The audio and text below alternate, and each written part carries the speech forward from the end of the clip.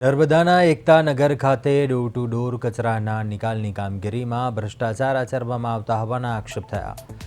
Vaghadiya checkpost નજીક આવેલા dumping area ખાતે કચરાના નિકાલનું કામ માતૃકૃપા એજન્સીને સોંપવામાં આવ્યું છે, પરંતુ નિયમ મુજબ કચરાનું અલગીકરણ કરવાના બદલે સીધું જેસીબી મશીન દ્વારા ટ્રકમાં ભરીને અજાણી જગ્યાએ ઠાલવવામાં આવી રહ્યો છે।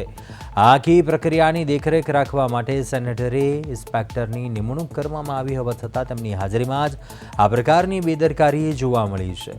સ્ટેચ્યુ ઓફ યુનિટી વિસ્તારમાં આટલી મોટી ગંભીરતા છતાં જવાબદાર અધિકારીઓની મિલીભગત કે બેદરકારી હોવાની ચર્ચાઓએ જોર પકડ્યું છે।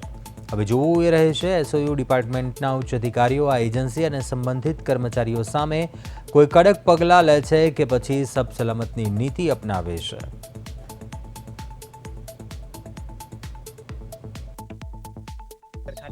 ડોર ટુ ડોર કચરો એકઠો કરવામાં આવે છે અને એ કચરો વાઘડિયા પાસે ડમ્પિંગ છે ત્યાં ખાલી કરવામાં આવે છે। હાલ આ ડમ્પિંગની જગ્યા પર માતૃકૃપા એજન્સીને આ કચરાનું અલગીકરણ કરવાનો કોન્ટ્રાક્ટ મળે છે અને તેનો યોગ્ય નિકાલ કરવાનું કામ મળેલ છે, પરંતુ અહીં સ્થળ પરની મુલાકાત લેતા જાણવા મળેલ છે કે અહીંયા જે પણ કચરો ઠાલવવામાં આવે છે તેનું કોઈ પણ પ્રકારનું એને અલગ કરવામાં આવતો નથી અને સીધો તેને જેસીબી મશીન દ્વારા ટ્રકમાં ભરીને તેનો કોઈ અજાણી જગ્યા પર નિકાલ કરવામાં આવે છે।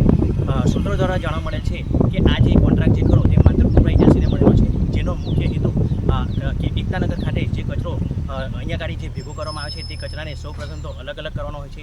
ત્યારબાદ આપ જોઈ શકો છો મારી પાછળ જે મશીન છે તે મશીનની અંદર કચરાનું અલગીકરણ કરવાનું હોય છે અને અલગીકરણ કર્યા પછી એ કચરો જે છે તેનો યોગ્ય નિકાલ કરવાનો હોય છે, પરંતુ અહીંયા સ્થળની મુલાકાત લેતા જાણવા મળે છે કે અહીંયા કોઈપણ પ્રકારનું પદ્ધતિસરનું કામ કરવામાં આવતું નથી અને સીધો કચરો ટ્રકમાં ભરીને તેનો કોઈ અજાણી જગ્યા પર નિકાલ કરવામાં આવે છે। શું સ્ટેચ્યુ ઓફ યુનિટીના solid waste material department unit 3ના મામલતદારશ્રી તથા અન્ય અધિકારીઓ આ કામગીરીથી વાકેફદાર છે ખરા? અને મહત્ત્વની બાબતો એ છે કે આ જગ્યા ઉપર સેનેટરી ઇન્સ્પેક્ટર તરીકે એક કર્મચારીનો પણ મૂકવામાં આવેલો છે, જેને આ જગ્યા પર કઈ રીતે કામ થતું હોય છે તે દેખરેખ રાખવાનું હોય છે। તેમ છતાં પણ અહીંયા કામમાં કંઈક ને કંઈક અહીંયા ખોટ હોય તેવું વર્તાઈ રહ્યું છે। શું અધિકારીઓ આ બાબતે યોગ્ય પગલાં લેશે કે કેમ તે